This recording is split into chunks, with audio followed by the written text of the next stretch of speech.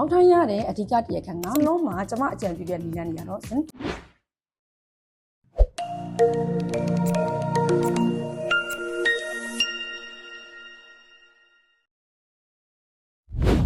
Hello everyone ဘဝကိုအယောင်နေတဲ့ချေသလိုတိစံဂီတာကိုလည်းတက်ဝင်လာပါစေမယ်ချော်ဆိုလိုက်ပါပေါက်ထားတယ်ဆိုတာတကယ်ကိုစိတ်နှောက်ယှက်ဖြစ်ရပါတယ်စလုံးမှာတော့နေတိုင်းတွေ့နေရတဲ့ပြဿနာတစ်ခုပါဒီနေ့မှာတော့ပေါက်ဘာကြောင့်ဖြစ်ရလဲဆိုတာကိုရှင်းပြပေးသွားမှာပဲဖြစ်ပါတယ်ပေါက်ထိုင်းရတဲ့အဓိကတရားခံကမလက်စီစီရလို့ခေါ်တဲ့မိုးကိုတစ်မျိုးပါဒီမိုးကိုကလူတိုင်းရဲ့ဥယျာဉ်ပြားမှာတဘာဝအတိုင်းရှိနေတတ်ပါတယ်တချို့လူတွေမှာတော့ပုံမှန်ထက်ပိုပြီးကြီးထွားတတ်ပါတယ်ဥယျာဉ်ပြားအစီကတဘာဝအစီကိုစားသုံးပြီးတော့လည်းရရဲမှုဖြစ်စေပါတယ်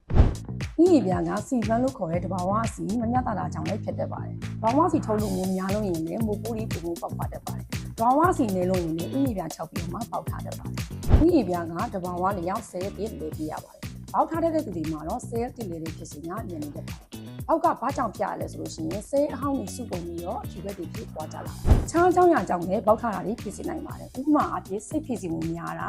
ယာတိဥရုပြင်းတာဒါမှမဟုတ်လို့ရှိရင်ယာတိဥရုစုထိုင်းစားများတာပြီးတော့မိမိနဲ့မတင်တော်တဲ့ product တွေကိုအသုံးပြုမိနေတာပြီးတော့အာဟာရချိုးတဲ့တာဒါတွေကြောင့်လည်းပေါက်ထားတာတွေကိုဖြစ်စေနိုင်ပါတယ်စလုံးမှာကျမအကြံပြုတဲ့နီလန်းတွေကတော့ zinc ရဲ့ထိုင်ရုံကီတိုကုနဆုံးပါတဲ့ရှက်ဘူးတွေကိုအသုံးပြုရမှာပဲဖြစ်ပါတယ်ဥယျာဉ်ပြားကိုညင်သာစွာနေနေပြရမှာပဲဖြစ်ပါတယ်ပြီးတဲ့ခါကျတော့ခေါင်းလျှော်တဲ့ခါမှာတစ်ပတ်ကို2ချိန်ကနေ3ချိန်ကြီးပဲခေါင်းလျှော်တင်ပါတယ်ခေါင်းရည်စီးချတဲ့ချိန်မှာလည်းတခြားစွာစီးကြောရမှာပဲဖြစ်ပါတယ်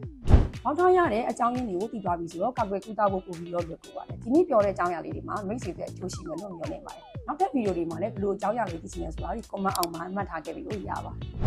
You are here, you are signature. ကျွန်မကတော့ချော်ဆိုလိုက်ပါ See you in the next video.